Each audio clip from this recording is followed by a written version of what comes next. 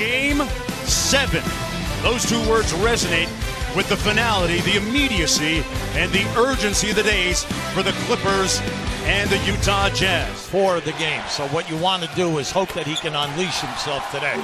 Meanwhile, George Hill with the bucket there had Diaw inside with the layup. A very methodical off the inbound. Here's Ingles, who will do a lot of ball handling. Good play, and Hayward with the layup. See, that's deception. You pass the ball one side, and it's George Hill from deep. Got it. Hill with that championship experience going back to his days. We blew an opportunity to close it out at home, and now it's going to be a tougher task here, you know, playing in front of their home crowd on their home floor, and where they've been playing well. Threes and previously Game 6.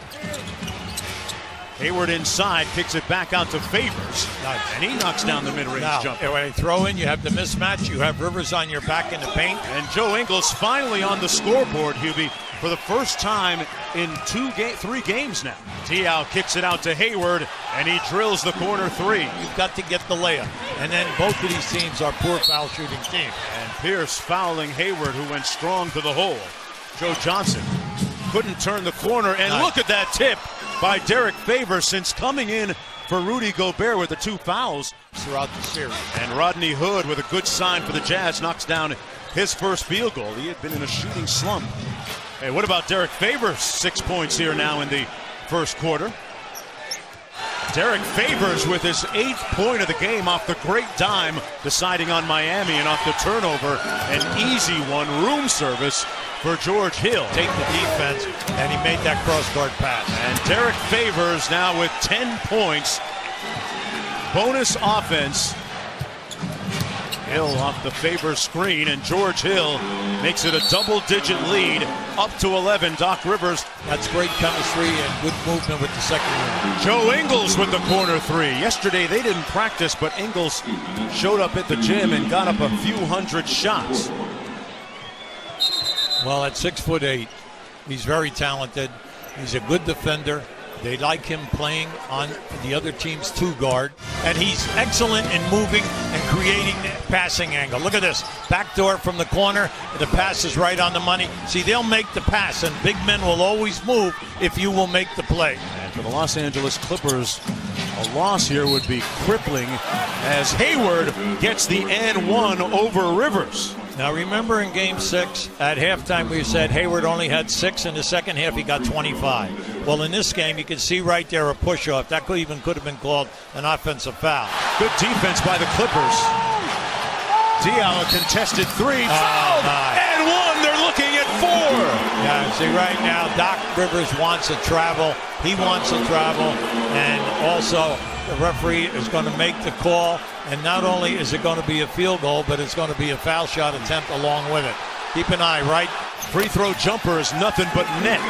Look, let me just say this about Favors. He missed 32 games this year. He got himself in a bad area. Diaw on the break, and 1, fouled by Pierce. And the Jazz with their biggest lead of the ball game with a foul line jump shot. The lead swelling now. Don't underestimate the defensive rebounding here. Utah Jazz have been terrific. 1 and out. Foul on Jamal Crawford, and that's going to put the Jazz at the free throw line. The penalty in effect. It's okay. Gordon Hayward had his back.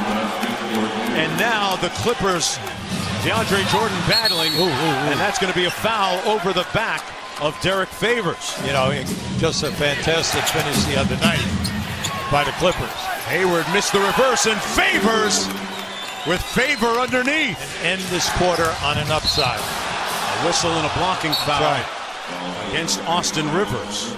Now that helps. That helps because Johnson slammed on the brakes, and what a dime to Favors. It's not going to get any easier, and Joe Johnson with another assist. How about the pass? Hayward behind a couple of staggered screens, patiently knocks down the jump shot. See, in the second half, remember now, Riddick did not have a basket, so Crawford has got to do it. And George Hill sneaking in for the layup. Lulling the Clippers defense to sleep. Hayward guarded by Chris Paul. Strong drive, took the hit, and 1. See, he called for the ball on the left wing. He wanted the one-on-one because he had Paul. Once he gets by Paul, you have to rotate. You're going to see it right here. See, right away Jordan comes over, but he pushes and gets the foul. Derrick guarding Hayward, went for the pump fake, and Gordon Hayward has it working on all cylinders right now to take the advantage, because even if you don't score, you might get fouled. Boy, Hayward just waltzed down the court at his own tempo, Hubie. Now look, come on, the guy's 6'8". It's his time, and if he has the mismatch, he's been shooting up over the top of smaller people. But he gets down inside and just see the softness of the shot. He has great backspin on the ball, and it just goes up there and lays there, and he gets that bounce time and time again under pressure to knock that loose ball out. These teams are so evenly matched. George Hill behind the Gobert screen. This one falls. You can't play. See, Jordan was so far back, there was no way he... Oh, Hayward got an easy one. See, you would try to tell people, pass the basketball, do not get fouled in that category of three-point makes. They call him the truth for a reason, because he was one of the greatest finishers that this league has had. This was your first Game 7 in your career. On the road, you get a win. Describe what this was like. Man, it was a battle. The whole series was a battle. Tonight was no different. It was fun out there, though, especially to compete with my teammates, what we've been through this year as far as injuries and everything. Just a great win for us. Great win. You're a young team, so at first had to start with the belief that you could come here and do it. What were you guys saying to each other that not only could you, but you should come here and win? Yeah, we were confident coming into the series. We had fought through a lot, like I said, all year with injuries and everything. Guys stepped up, so we believed in ourselves. That was the biggest thing, was just belief in ourselves. And coaches had an excellent game plan every series, every game, and we won. So. Speaking of stepping up, what impressed you about the performance that Derrick Favors had when Rudy got into that early foul trouble? Oh, yeah. Fav was huge all game for us tonight, hitting the little pocket jumpers, his defense on DeAndre. Fav's been battling injuries all year, and for him to step up tonight like that, it was huge. Now, this series really came down to you guys controlling the tempo. They weren't able to get out and run like they want to. How do you do that against the Golden State Warriors? Oh, man, they're a whole nother animal. I know coaches will have a game plan for that, too. You got to try to make things difficult, not let them get easy leak-out stuff, easy threes, but